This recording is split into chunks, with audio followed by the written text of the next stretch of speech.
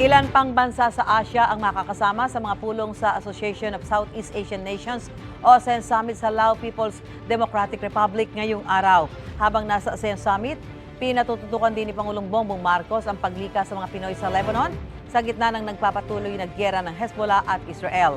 Live mula sa Lao PDR, ang kasama nating si Ivan Mayrina. Ivan? Yes, magandang umaga, Susan. Mula dito sa Vientiane sa Lao PDR. Oras natin ngayon, 6:06 in the morning. Atrasado tayo ng isang oras kumpara dyan sa oras sa Pilipinas.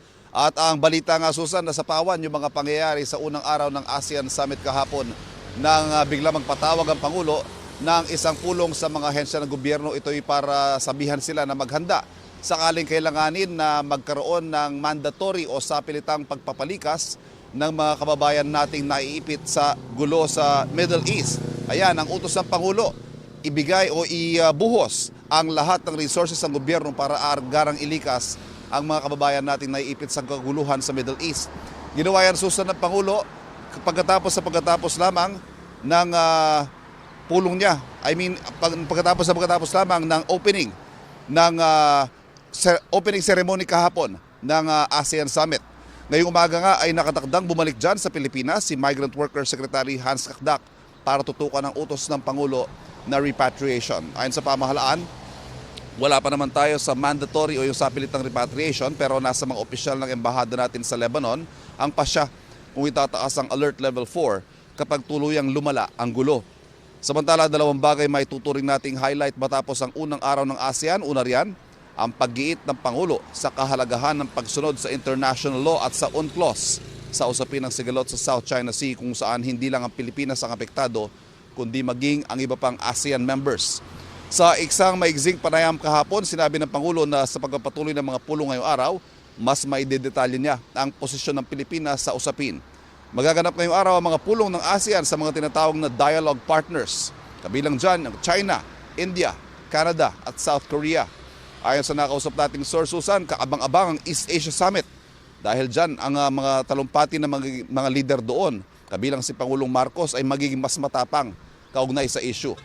Ngayong araw din ang ASEAN-China Summit. Katunayan, una yan sa mga schedule ngayong umaga. Ang China, Susan, ang pinakamalaking trading partner ng ASEAN at may malaking impluensya hindi lamang sa bawat ASEAN member state kundi sa ASEAN bilang isang regional bloc. Ikalawa naman sa mga highlight ng ASEAN kahapon ng pagbida ng Pangulo sa bansa bilang investment destination na magtalumpati sa ASEAN Business and Investment Summit. Ibinida niya sa kanyang talumpati yung mga hakbang ng pamahalaan para gawing business-friendly ang bansa at partikular niyang isinulong ang pamumuhunan sa green metal, battery manufacturing, data centers at agri-business. So ayan, Susan, ang mga naging highlights ng Day 1 ng ASEAN Summit kahapon dito sa Vientiane. Ivan, doon sa ASEAN-China Summit mamaya, matatalakay at uusad na kaya yung Code of Conduct dito sa South China Sea? Yung matatalakay, Susan, sigurado ako matatalakay yan. Ibibring up yan ng mga bansa.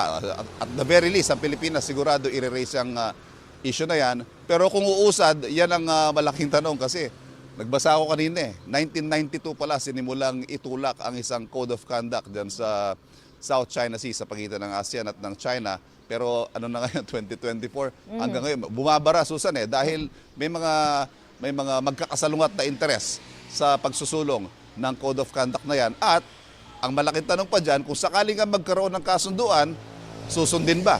Dahil noong 2002, nagkaroon ng Declaration of Conduct of Parties sa South China Sea. Nakikita mo naman ngayon, inaasal ng isa nating kapitbahay dyan. Parang nambubuli ng mga ibang bansa dyan sa South China Sea. Ivan, balikan ko lang yung utos ng Pangulo na tutukan yung mga kababayan nating naiipit sa gulo dyan sa Middle East. Nakausap niyo ba yung DFA at mayroon ba sinasabi kung itataas ang Alert Level 4 sa Lebanon?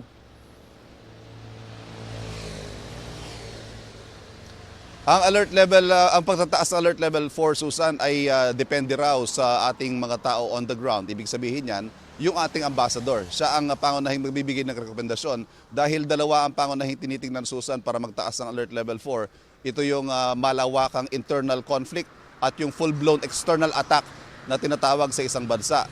Ngayon, ang dalawang yan, dalawa sa pangunahing basehan na magiging desisyon at syempre, yung mismong assessment din ng ating embahada kung talagang dapat na nga bang ideklara ang Alert Level 4. Pero Susan, kailangan din nating tingnan yung mga nagpalista o yung mga nagpahayag ng kagustuhan na magbalik Pilipinas na nasa humigit kumulang 2,000. Maliit na porsyento pa yan, Susan, sa aktual na bilang ng mga kababayan natin sa Lebanon na nasa 12,000. So ibig sabihin, marami pa rin sa mga kababayan natin ang medyo nag-hold out. Yung ayaw pa nila talagang umalis dahil sinasabi nga nila, nung may nakapanayam tayong kababayan natin dyan sa Lebanon, sanay na kami sa conflict. Magkakagulo, pero babalik din naman sa dati. Ang worry kasi nila, pag umuwi ng Pilipinas, baka hindi na makabalik ng Lebanon. Susan. Maraming salamat, Ivan Mayrina, live mula sa Lao People's Democratic Republic.